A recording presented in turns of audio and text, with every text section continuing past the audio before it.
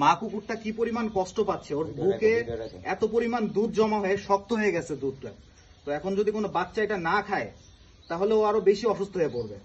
তো আমরা নিয়ে আসছি দুইটা বাচ্চাকে, যে দেখতে পাচ্ছেন যে দুধটা আমরা দোয়াচ্ছি, এই দুধটা আমরা ওর গায়ে মাখিয়ে দিব, তাহলে ও হয়তো ভাববে যেটা ওরই বাচ্চা। আমরা ইতিমধ্যে দেখেছি একটি মায়ের আটটি বাচ্চাকে পানিতে ডুবে মারা হয়। তো এটাই সেই মা যে এই মর্মান্তিক ঘটনাটা করেছে। আমরা কিন্তু আমাদের স্বার্থ অনুযায়ী তাকে সর্বোচ্চ শাস্তির ব্যবস্থা করেছি আমরা উপজেলা তো আমরা প্রথম ওর দুধ দোয়ালাম এবং দুধটা ওদের গায়ে আমরা ম্যাশ করে দিয়েছি, মাখিয়ে দিয়ে ওর কাছে নিয়ে আসার পর ও এখন ওদের গ্রহণ করে নিছে আলহামদুলিল্লাহ।